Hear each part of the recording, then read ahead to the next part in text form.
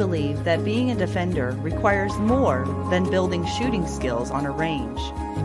It's also a development of the heart, mind, body, and spirit. Join us as we explore what it truly means to be a defender in your training and in your everyday life. Welcome to Defenders Live.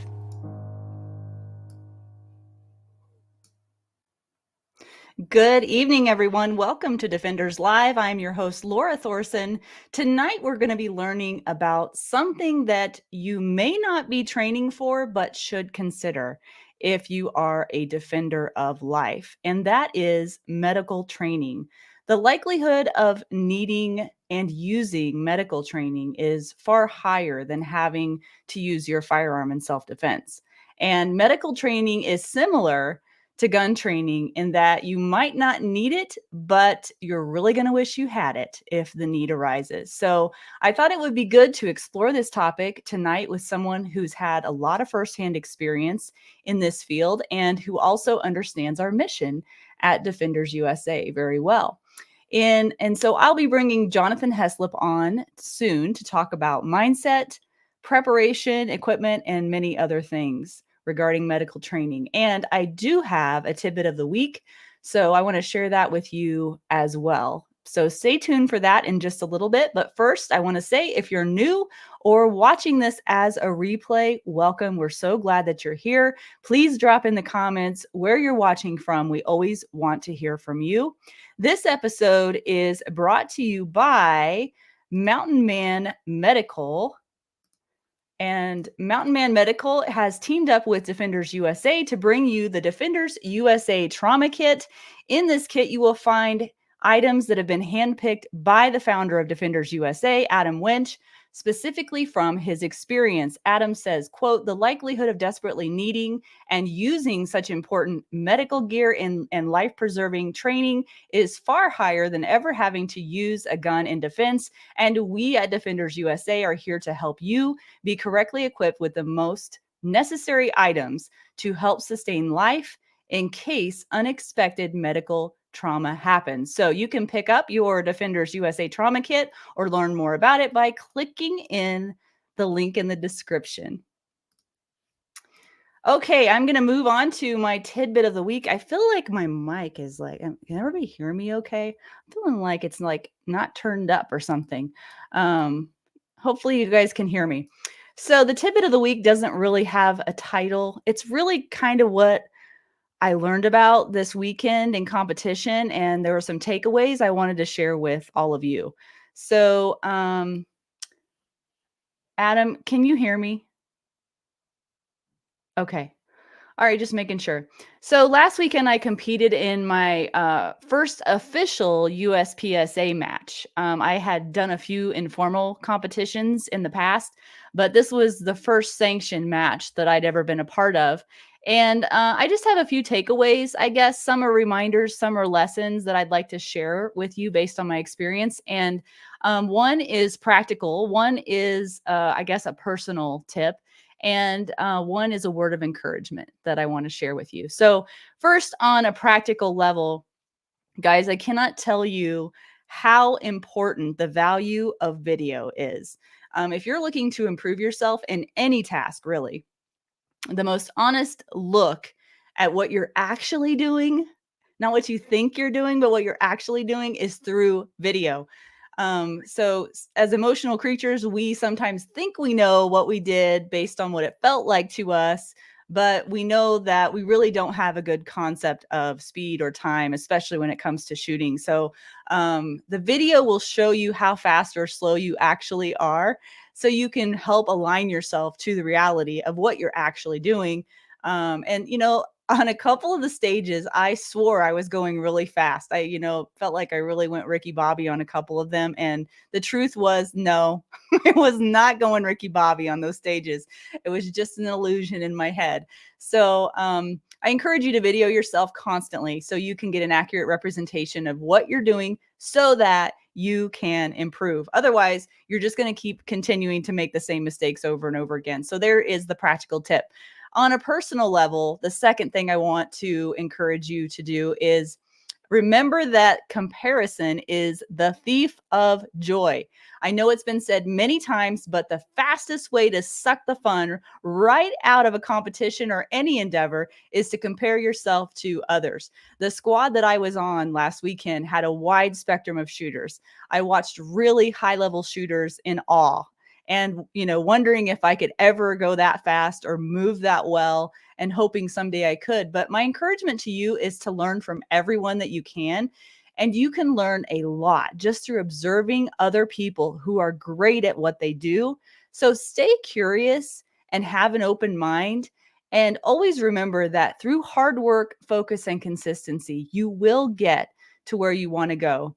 Just remember to be motivated. Also, this is really important. Be motivated by the joy of the process of shooting and not just the outcome every time. Otherwise, you're going to be chasing a never ending squirrel that you will never achieve and never be satisfied. And even if you achieve the thing that you think will make you happy, there will always be another thing, right? So try to enjoy the process. I think that's really important. And I think we miss that too sometimes.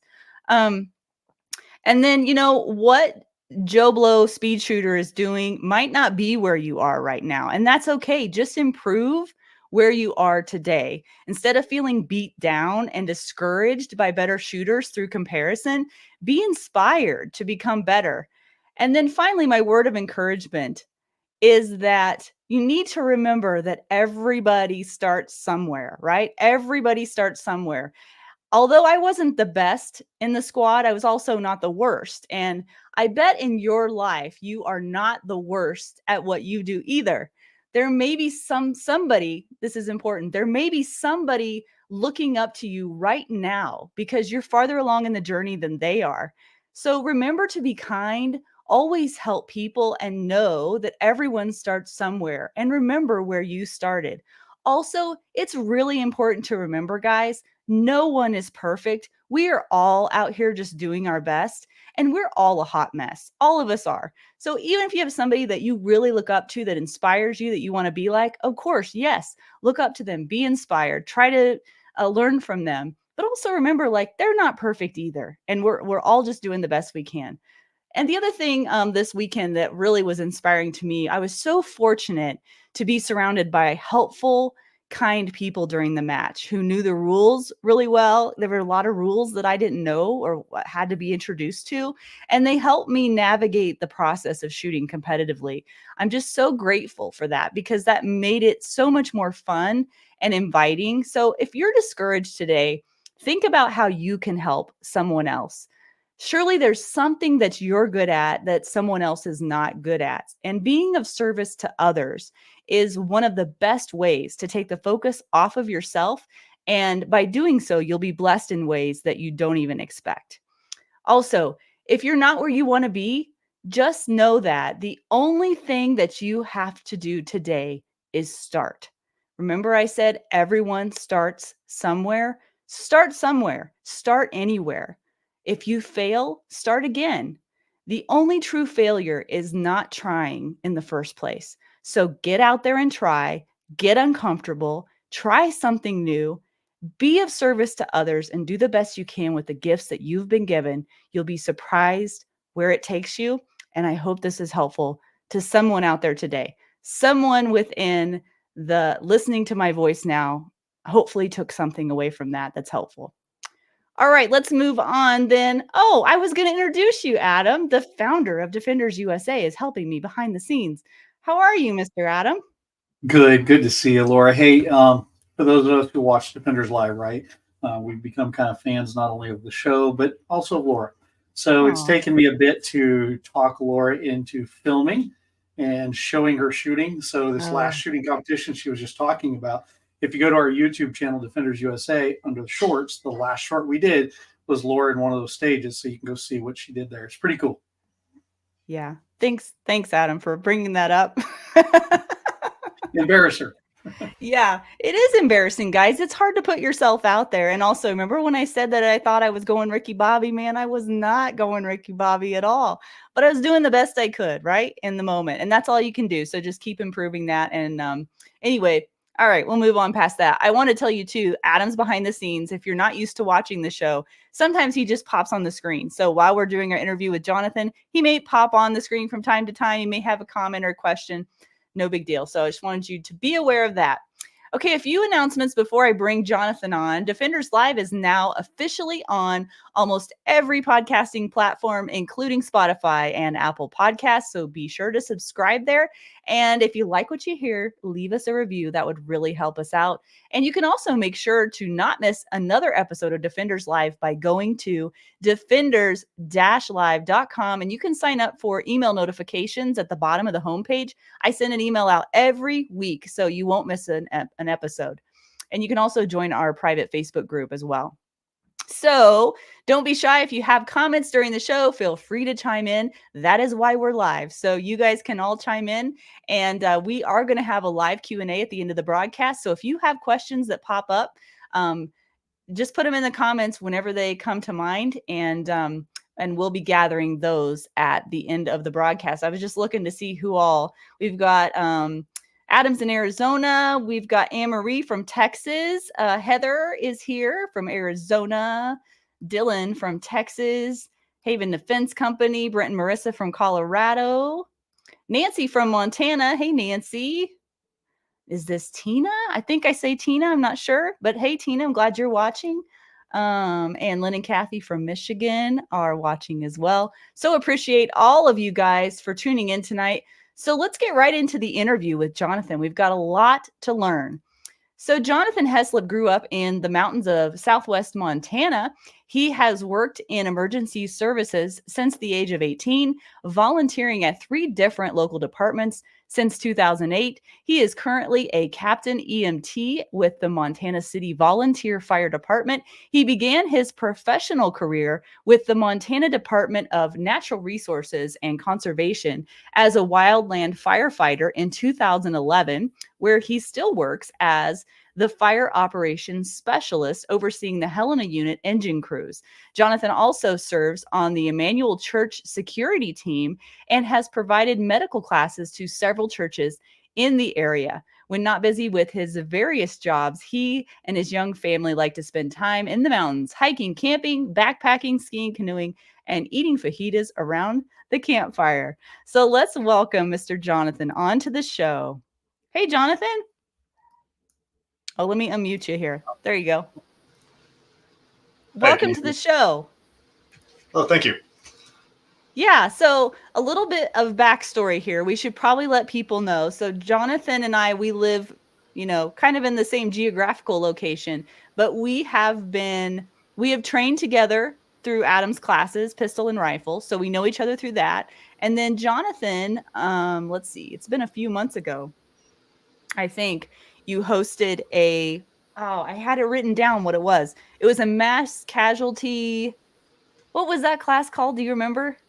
It had a long title, mass casualty active murder scenario thing for church security. Right. Something like that. A little more official sounding. Yeah. And so you were the lead instructor for that. And you walked us through a bunch of scenarios. You started with a lot of foundational knowledge, which was helpful.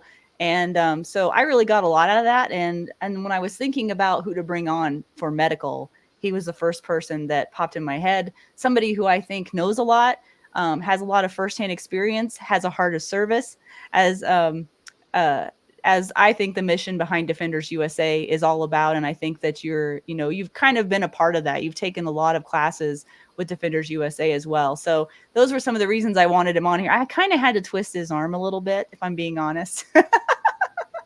but he decided to come on. So let's start with, well, I am a little bit curious. I know that you don't have any great stories about, why you went into the field, but I do always find it fascinating. People that become first responders, what is it about that drew you to it? Well, I was probably 9 or 10 years old, and my family would burn slash piles on our property. And we had one get away, and it was really fun. I loved it. Fire department came up, and it was the greatest day in the world. And every time after that, whenever we burned piles, I would hope that we would lose them. We only did one other time, so that's okay, but we caught it way too quickly before the fire department came. And then my dad became a volunteer firefighter. He was volunteer in 2000, which we had a lot of fires in the Helena area. That year, my family was evacuated for a while. So he did that. I liked emergency response in general. Growing up, I wanted to be a sheriff's deputy. And when I turned 18, I joined the local volunteer fire department to get a better idea of what emergency response is and meet some deputies and kind of work my way into there. When I was fighting fire, I got to see law enforcement closer up and realized that really didn't look like a fun job.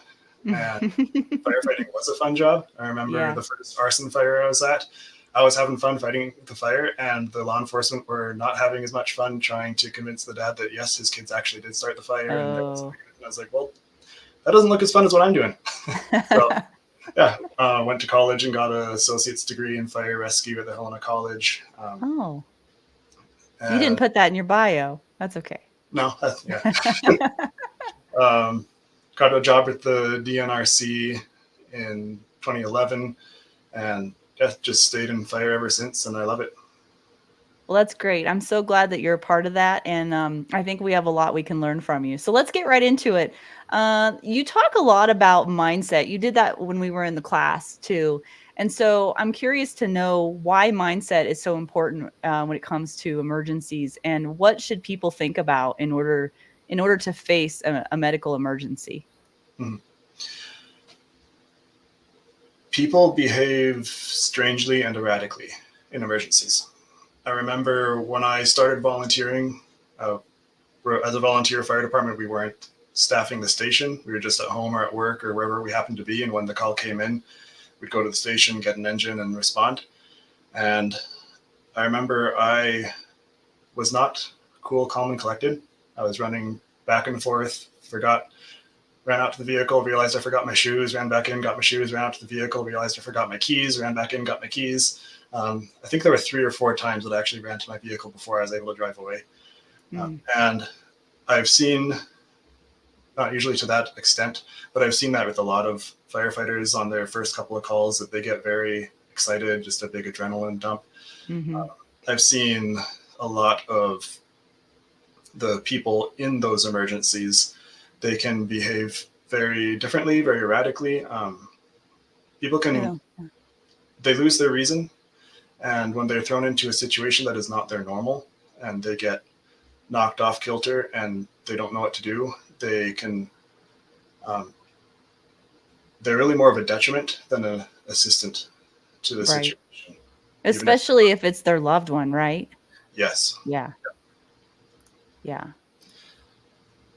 So do you have any tips then as to how we could handle that maybe a little bit better? We talk about this in firearms training too. We talk about, running scenarios and and inoculating ourselves to stress. So is it similar in the medical field as well?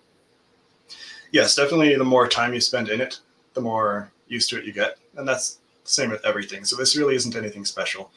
The more you do something, the better you are at it. The more you're in a stressful situation, the better you handle stress. The more you practice stress relieving techniques, the better you handle stress. There are a lot of techniques like that everyone knows. Get enough sleep, drink enough water. Does everyone know? Drink alcohol. Okay, maybe not everyone. Yeah. Everyone should know. Drinking alcohol does not help stress. It feels like it does at the moment, but it prolongs it longer. Getting enough sleep, getting enough exercises, being healthy, all that stuff that most people do know as a standard but don't actually practice, increases the stress, and it increases the long-term effect of the stress to where that can come back and get you later, years down the road even, unless you are very careful and regimented and stay on taking care of yourself and having a good work-life balance. That's kind of, a lot of people talk about work-life balance. Very few people actually live that. And it's not just time of you spend 50% of your time at work, 50% of your time with your family. I look at it more as intent of time and focus. And rather than actual counting the minutes. Yeah. But what about when you're in the moment, you have that adrenaline dump and you are feeling yourself start to lose control a little bit? Do you have any tips on that? Yeah. So who are you with? So on a fire crew, we have people on our crew. When you have a good, strong, solid crew or friends, family, whoever you're there with, if they're calmness breeds other calmness, whereas hysteria breeds more hysteria. So we don't want to be, and I apologize because I'm not really saying anything new here. I'm like, this is... It might be new to somebody. Yeah. You surround yourself with people that you want to emulate. If you're going shooting, you want to shoot with people who are better than you. If you're training at medical, you want to train with people who are better than you. If you want to live through a tough situation, you need to do that with people who are better than you. And when other people are calm, it breeds calmness. When you're calm, it breeds calmness in yourself and in others. I think the voice is the biggest betrayer of whether or not you're calm or freaking out. They say like a duck in the water. I don't know if you're familiar with the analogy, but a duck sitting in the water floating around, it looks very calm, but underneath the surface, they're paddling like crazy, but you can't see that. So acting like a duck in the water, you may be freaking out on the inside, but if you're calm on the outside, you slow down, don't just speak, stop, think, speak calmly, clearly, with a quiet voice rather than a loud voice. That will calm yourself down. That will calm other people down.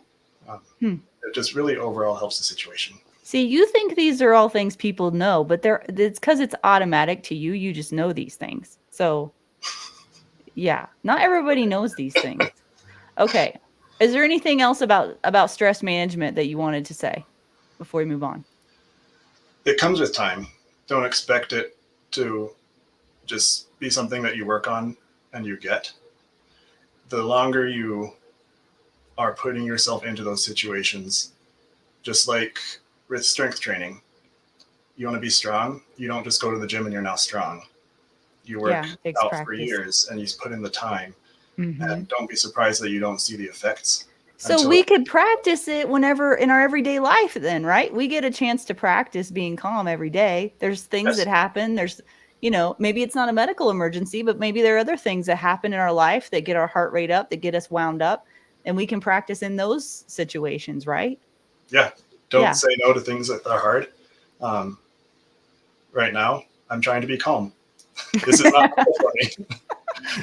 You out of your comfort zone right now, Jonathan? Environment, and this is something that I'm working on, and I'm trying to maintain my calm and work through this and get better for the next time.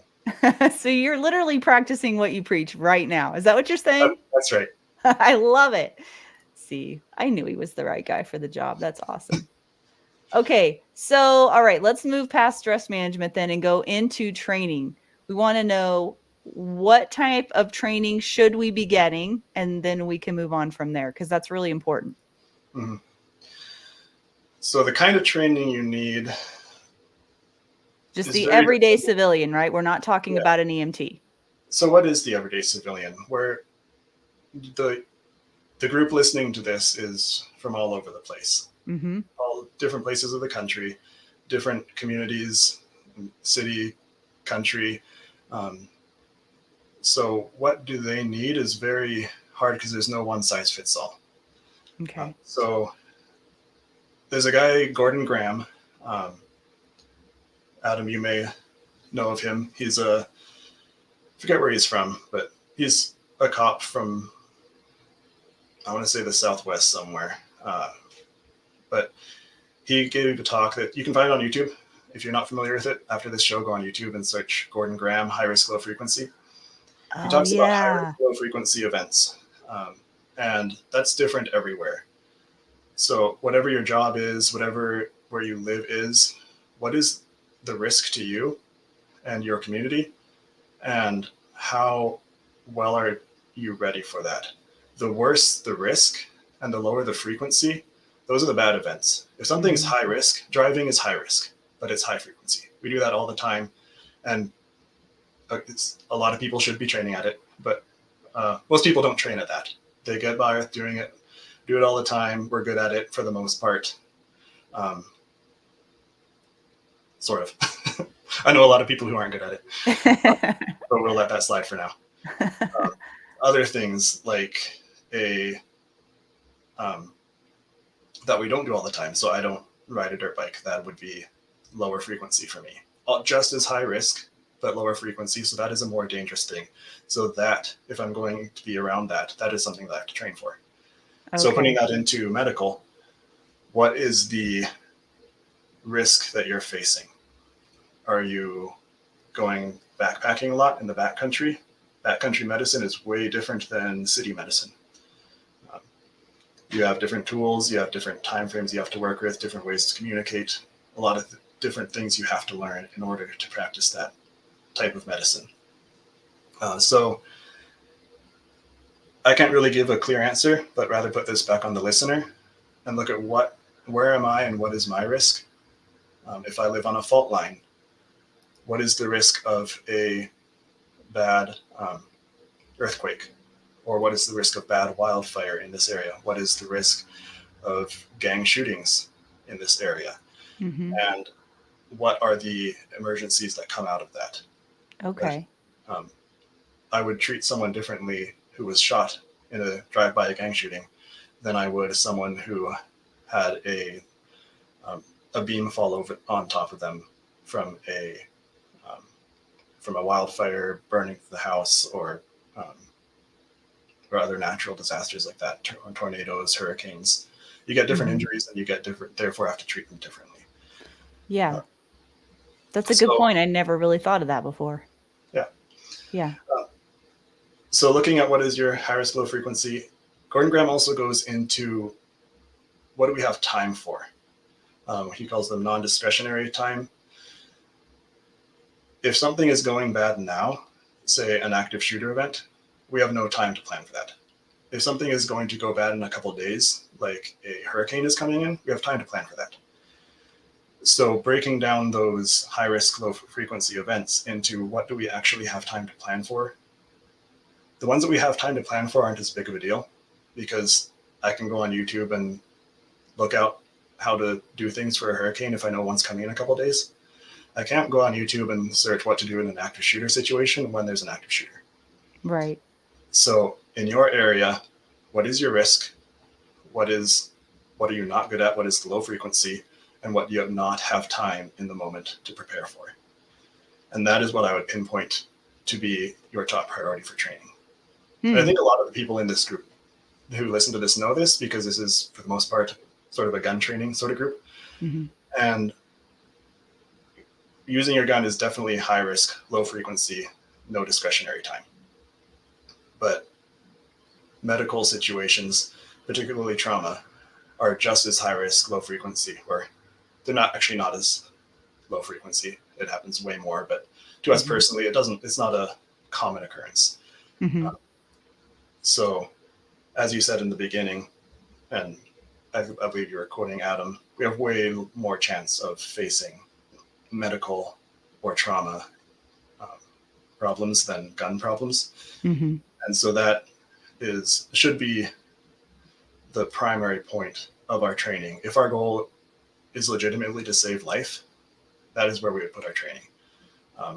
But we often focus on what's cool because guns are way cooler than tourniquets. And I would much rather practice with my gun than with my tourniquet. And I practice more with my gun than I do with my tourniquet. The tourniquet, just using that as an example for medical equipment, is it's a more prevalent life-saving tool, and our goal is to save innocent life. Hi, Adam. Hey, so Jonathan, so you hit something pretty important there, right? Top 10 years, and I used far more medical gear than I ever did bullets in the line of duty. So how often, right, you as an EMT and all, how often do you see where, say, the Joe Jane civilian, right? They're able to do something to help themselves until you get there. Have you run into that before? Because I'm sure you've seen a lot, but how often do you think that happens? Very rarely. If they do intervene, they intervene the bare minimum, and they would rather just stand there and look rather than even just get down on a knee on level with the hurt or injured or sick person and see what to do. People are really afraid to help. And if they help, they do the bare minimum, and then they stop and they wait for someone else to do something because no one wants to be the first person to act. Once one person acts, usually other people join in. So do you think it's fear of legalities, or do you think that people just naturally go, I don't want to be the first one to do it, or it's yucky, it's bloody, I don't want They to don't know what to do, maybe. Yeah. I would say a combination of all of them. From a lot of classes I've taught, legalities are every time they come up, people are wondering what can I legally do, and that's sad.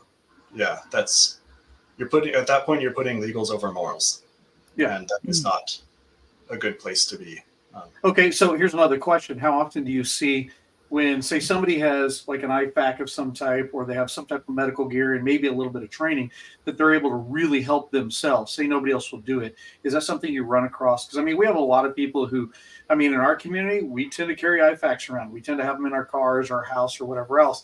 And I mean, I've had to apply self-aid to myself, and I figure most of us within this community will probably have some access to something. At least I hope so. And if you don't, you better go get yourself an IFAC, right? So how often, Jonathan, do you see where trained people with medical gear tend to help themselves if nobody else can or is willing to? So I was a Boy Scout back when Boy Scouts were better than what they are today. So I want to give that little disclaimer there. In Boy Scouts, I saw it a lot. Boy Scouts are trained. It varies from troop to troop and region to region how well they're trained. I am biased, and my troop was the best. So I would say I had seen several growing up where most of my friends were in the troop with me, and most of everything we did was either my friends, family, or friends from Boy Scouts who were all really the same, and most of us were Boy Scouts together. So we would go out and do things, and I would see people helping out a lot. Once I got out on my own, doing things with other people, I didn't really see it ever. I have seen a couple of occasions where I was backpacking in the Cabinet Wilderness, and there was a off-duty game warden. He helped, but he didn't have any equipment. There was a EMT. He was helping, but he didn't have any equipment. Wow. And when I showed up, I was the only one who had equipment. But this stuff is more essential, or as essential as your gun. I mean, you carry this stuff with you. Yeah. Okay, especially when you're hiking. So as an EMT, you roll up on the scene. You see people applying their own tourniquets, their own bandages. Do you see that stuff? No, I've never seen that. Wow. Really? That's a sad testament. Okay, I want to jump back out, but man, I think we need to be well trained in not only helping other people, but applying it to ourselves, right? I mean, shucks, I would like to think that I can get a tourniquet on and bandage stuff up if I can even move before EMTs could get there, right? Why wait for them to get there if we can help it? So, all right, I'll get back out. That's my soapbox. Thanks, Adam. Yep. So then, okay, let's just give people a basic idea of some training that they can get that just generally is a good idea. Like for especially the firearms world, I think Stop the Bleed is a must-have. CPR training is very helpful. Is there anything else that you would encourage people to do? Yeah, at a bare minimum, I would say Stop the Bleed and CPR.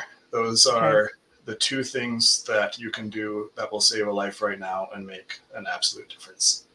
And so is that something they should revisit every year? Should they, like, what is the minimum, and should we exceed that? People who aren't in it often and basically they just take the class, I would say they should do it every year or every 2 years. Every year to every 2 years. I understand that years go by quickly and it can be hard to prioritize. The older you get, the faster they go. Yes, they are. And so I would say minimum 2 years. Okay. Take a medical class. at the very minimum, and that is scraping the bottom of minimum. So let's say then that someone has decided they're going to take a stop the bleed, they're going to take a CPR, and they want to carry some medical with them, and they're not sure what they might need. Are there any just basic essentials that you could tell people to get? Yes. An IFAC is awesome. That will save a life. Tell people what that is in case they don't know. An IFAC is an individual first aid kit. There are a lot of different kinds. Defenders USA sells them, as was shown earlier. I actually really like theirs. A lot of IFACs, or pretty much all first aid kits that I've seen, with very few exceptions, have a lot of stuff that I don't like. And the Defenders USA ones, and I'm not getting paid to say this, are the only ones that I've seen that I actually liked every single thing in it. Okay. So those ones are great. Okay. They are also missing some things because their purpose is an IFAC. And an IFAC is primarily stopping massive hemorrhaging.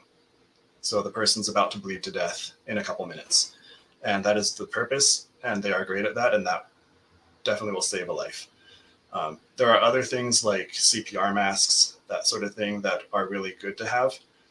CPR statistically is not done because people are afraid of touching and it's gross and they don't want to kiss a stranger and breathe inside of them. And I understand, I don't want to do that either. But you can carry masks to do that. Also, you don't even have to breathe. You just have to keep the blood flowing because that person is comatose, basically just dead. do the compressions. And they don't need a lot of air. They're not running. They're not using a lot of oxygen. They just need the blood that already is oxygenated to flow through. And just doing compressions, hands only CPR for 10 minutes, that'll keep someone alive-ish until paramedics arrive and can administer oxygen. So Live-ish, I like that. Basically, if you're doing CPR, it's because there's no pulse, and that's kind of the way you just like check if someone's dead, which is another point I make at my CPR classes I teach. A lot of people are afraid of messing up. If you're doing CPR, it's because there's no pulse. If there's no pulse, isn't that how you see if someone's dead? So if they're dead, how can you mess up? How can you kill a dead person? You can only make it better by intervening. You can't mess up. So there should be no reason to be afraid, no reason to act, because all you can do is make it better, and it's impossible to make it worse unless you pull out a knife or a gun, which no one's going to do. What were you going to say, Adam? Hey, so I jumped in. You guys were talking IFAC. So I have mine too. Look. Right here. We have more IFACs, right? Another small one. Here's another IFAC that I carry around. Here's another one. Guys, they're small. They're easy. Get yourself some IFACs. In fact, I tend to carry one per every member of my family. So if we go somewhere, I've got all four of us in the car. There's four there with me. So we have an extra one at the house. My wife carries one in her car. So get yourself one of these things. These are life-saving tools. I tell you, just as, if not more important than your gun. So there are a ton of different IFACs. I have this one here. This one's smaller. This one's by Dark Angel Medical. I'm kind of changing topics. I hope you don't mind. I'd go. Just, yeah. This is a problem that I see a lot. Okay. This. Oh, yeah. Open the IFAC. This is it.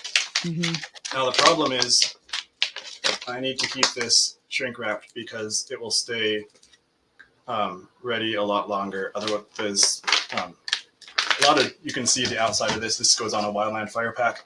In Wildland, there's a lot of dirt, dust that messes up equipment really quickly. Keeping it in its shrink wrap container will make it last way longer. But if I have this, I don't know what's in it. I haven't practiced with it. I've never actually opened this up. And this thing was, I want to say it was $250 or something like that. And I'm not going to open this up and play with it and waste $250 and not have to go buy another one. So that's a problem I see a ton, that people get stuff, but then they don't know what's in it and they don't practice with it because it's expensive. So, and didn't you say that staging your tourniquets is really important too? Yep. So this one has a tournament here. Again, it's shrink wrapped because it'll last 10 times as long if it's not exposed to the wildland fire environment. But this will slow me down if I need to use it. So I see a lot of times people, even that have first aid kits, have never opened it up, don't know what's in it, don't know where things are in it, and can't actually grab things in the moment. Because in the moment of saving someone's life, you're not thinking slowly, clearly. You're not acting decisively. You're freaking out. And it's really hard to act rationally, slow, and thoughtfully in that situation. So you almost have to buy 2 first aid kits, one for training and one for carrying for real life scenarios. And then that doubles the price. And that's hard for a lot of people. Yeah. But it comes back to the priority. Laura, or maybe Adam, like what would you say is the average amount of money that people have put into their setup when you teach a pistol class? Oh, it depends, but sometimes it can be a lot. More than a tourniquet or more than a IFAC cost, that's for sure. Yeah. Yeah. So do you really see people very often that have spent less than $500 total? I mean, the gun, not usually. holster, Not usually. extra magazines, ammo, cost of the class. Right. It adds up. Yeah. How often do you find, and that's to use a gun, which is high risk, low frequency, and yet they're not willing to buy, and this is an expensive example for this small, $250-ish. They're not willing to buy one for real life and one for training. Yeah, I get your point. That, yeah. For just as great risk and more likely to need. Yeah, that's a really good point. So it's the priority of how could I to save a life, because guns are cooler. I would rather spend $1,000 on a gun than $1,000 on medical equipment. But I see the need, and I think that investing in that is really important. And again, it's one of those things that if you need it and don't have it, it's not a good day. I wanted to go back to something that I asked you before, but I didn't get the answer, so I'm going to ask again. And that is some of just the basic general things. So a tourniquet is a good idea. I know Adam's a fan of the soft T tourniquets. I think that's what they're called. There's also the cat tourniquets. Having chest seals is helpful. Having quick clot, gauze, medical shears is important. Probably gloves. What else are some like high level things that are just good basics to have? Hemostatic dressing. So gauze that has a quick clot in it. There's Quick Clot is a brand, and there's Combat Gauze. There's a couple different kinds, but a gauze that has something that helps coagulate the blood quickly. If you are using just gauze to pack a wound, and I don't remember exactly, it's been a while, but I want to say it's something like 15 minutes before the blood coagulates and they stop bleeding out. That's 15 minutes that you have to sit there holding pressure on that wound, and that's a long time. If you use a hemostatic dressing, it's more like 3 to 5 minutes.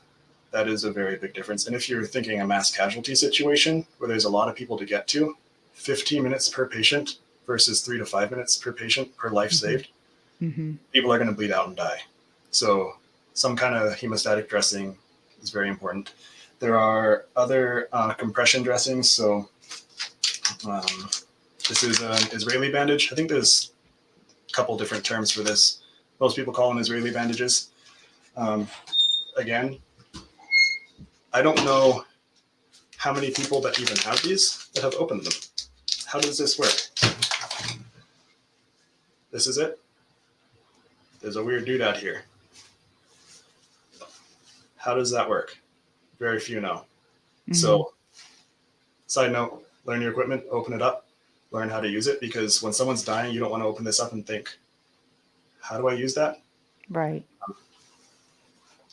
So bulky dressings to help stop the bleeding. I'm a big fan of tape. I think you can never have too much tape within reason, obviously. I think Adam put duct tape in the Defenders USA IFAC. Yep. Yeah, he did. I don't know, but duct tape is an excellent tape. There's frog tape, which is really good. It's more expensive and you can't get a big roll of it as readily, but that sticks really well. Just normal medical tape. There's 1,000 different kinds of medical tape that some are more like rubber, some are more like fabric or gauze. Just having a lot of tape. I've never thought on this scene, I wish I didn't have all this tape. because you roll of tape for something and you set it down, and then you do something else, and then you grab your other roll of tape out of your first aid kit, use that, and then you set it down, and then, oh, where's my roll of tape? Oh, there it is in my first aid kit. You end up using them all. Okay, that's good to know. Uh, And then anything else? There are, so this is an IT clamp. It looks a little bit like a hair beret. Oh, yeah, I remember those. Up, Okay. or a Venus flytrap. It's got spikes on there. Massive hemorrhage in the neck or head is really hard to control. You can't use a tourniquet. If it's on the neck, you can't really pack that hole up with gauze because important stuff needs to flow through there. So it's really hard to stop. These are excellent for head and neck injuries.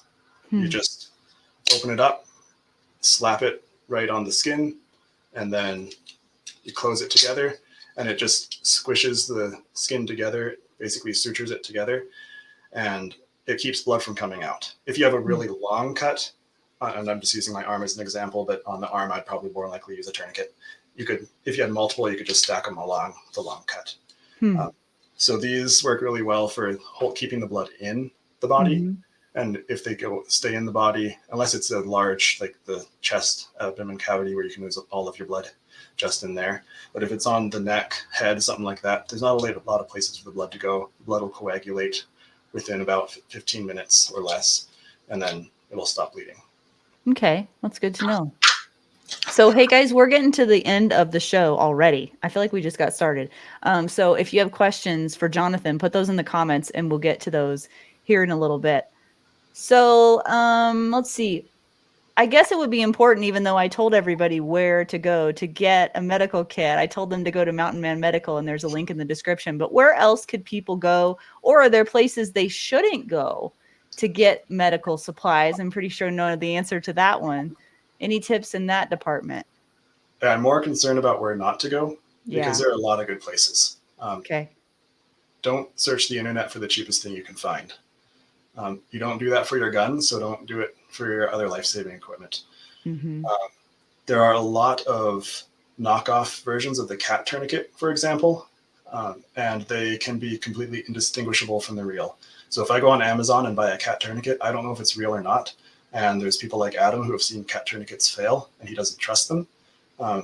And I don't know if that's the reason, but my assumption is it was probably the knockoffs that were failing. And nobody knows the difference because you can't tell because they're really good at making money off of a good piece of equipment and making people die from it. So don't go to cheap places. Go to legit sites. Mountain Man Medical. I like High Threat Innovations, MyMedic, North American Rescue, Dark Angel Medical. There's a lot of good ones. Not eBay. And if you're going on Amazon, at the very least, make sure that you are not buying the cheapest and you are going to that vendor's store on Amazon. Okay. Is there a difference, or do you have a recommendation on whether we should buy a kit that's already put together or make one ourselves? What are your thoughts on that? If you're going to a good company and you buy something that's already put together, it will be good. It might not be personalized to you, but you'll know it's good. You're going to be paying more for someone else to do the work for you. But if you don't know what to do, you're paying that money to make a professional decision for you. So for those just getting into it, I would say get something pre-made unless you know someone that can help you make your own. Once you know what you're doing, I say just make your own because you can personalize it. You can get the exact bag that you want to put it in, how you're planning on carrying it, and get your preferred equipment. If you like the SAM or the CAT or the Softy or whatever it is, you buy the one that you like. Okay. All right. So anything else that I missed here? You kind of talked about the legal a little bit. Is there anything that we need to be aware of or concerned about as far as that goes, as far as helping someone out? Is there ever a time where we shouldn't help someone? You shouldn't if it poses a threat to do so. So I'll use the obvious example. If there is an active shooter and they're still shooting, but they have an injury, don't go help them. If the people around them are getting killed, you don't help them at that point. There's a saying, hurdle the wounded, or hurdle the dead to save the dying, or something like that. I just butchered that. I'm sure Adam can correct me. But we start with the scene safety. Make sure it's safe. I don't help anyone if I go in and die while trying to help. Mm-hmm. So mitigate that threat. Even if you die mitigating the threat, you need to start by mitigating the threat. And if that's where you start and you die doing that, that's okay. But you need to stop what's causing the problem. Once that's stopped, help people. A lot of people are concerned about legalities and getting sued. And this is I'm not a lawyer, obviously, and I don't know all the laws, but essentially the condensed down version is if you are not a licensed medical professional, and I'm not talking about a certified something, I'm talking about having a license to practice. So if you have a CPR certification, that doesn't count. If you have an EMT license, you're restricted by that license. If you are not licensed, you are restricted by basically whatever you can convince a jury seemed like a good idea at the time with the information you had. So you, Laura, can do more life-saving interventions than I can. Wow. Because you're not licensed. If you, and this would be hard to do, but if you could make a case that open heart surgery seemed like a good idea at the time with the information you had, you could probably get off scot-free. If I started an IV because I don't have that endorsement, I would lose my license. Wow. So if you don't know what you're doing, you can do whatever you want. Have at it. But so that's Good Samaritan laws, which is a good thing because it does free people to help. And people, if they help, very rarely actually cause harm. And so so many more lives are saved by people being freed to help. So there's also just the moral aspect of if I can save a life, but I'm scared of being sued, I love my money more than I love the image of God. And that is not a good person to be, and not a good person to be around. So if you prioritize that over someone's life, I would rather not hang out with you unless I'm convincing you otherwise. And then once you're convinced, then I'll hang out with you. Because otherwise, you're just going to let me die, and I don't want to die yet. Yeah. So it just depends on what do you love? Do you love your money, or do you love God's image? That's a good way to end the show. It's like perfect. Did I miss anything? Are there any final thoughts you want to leave people with before we? I don't believe so. We do have a question here. If you want to answer a question, Karen wants to know: is there a way we can get an actual good list? I missed a couple of items. Yeah, I believe you had my email address on there. So oh yeah, could you pull that up, Adam? People can feel free to email me if they have equipment questions, training questions, anything follow up. But if your church wants some training in the Helena area, get a hold of me. I love to help people save lives. So I think part of the list that we had was tourniquet, tape, can't have enough tape, trauma shears, chest seals, quick clot, gauze. What were the other basics? There's like a couple others. I'm going brain dead. That's all right. In order to answer the question fully, I would have to know more about the individual, okay, who they're around, what they're doing. Are you into mountain biking, or okay, or are you just hanging out at home, or is this for a vehicle? There's a lot more questions to narrow down exactly what should be in a kit. Okay. All right. That's fair. I have a lot of kits, and every kit is very different for different purposes. Okay. You should put a PDF together. That would be awesome for various, that would be a lot of work too. But anyway, an idea. Okay. Here's another question. I don't know who's asking it, but they want to know, can you talk about implied consent in the context of refusal of assistance? Yes. So If I came upon a conscious, competent adult and they did not want help, I can't help them. If they let me know that they don't want help, I can't help them. I can't take them to a hospital. That would be kidnapping. Can't do it. If they can't communicate and or if the situation changes, I can help, and that's implied consent.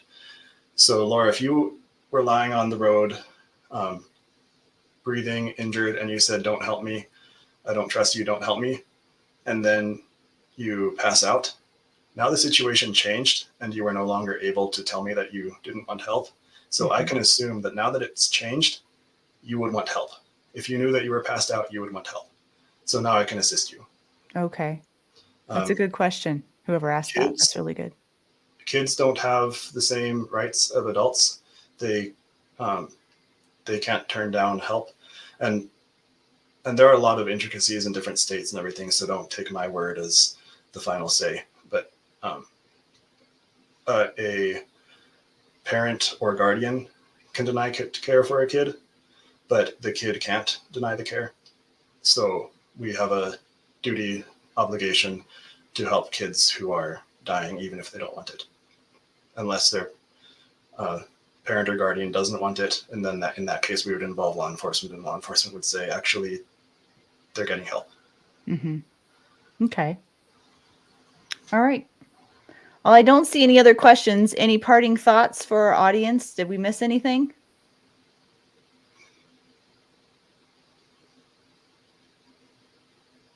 Did you hear me? Sorry, what was that from the audience? He's not even listening to me anymore. Can you believe it? I think his hour is done. I thought you asked for something from the audience. I didn't. Oh, no. Hi, Adam. I don't believe so.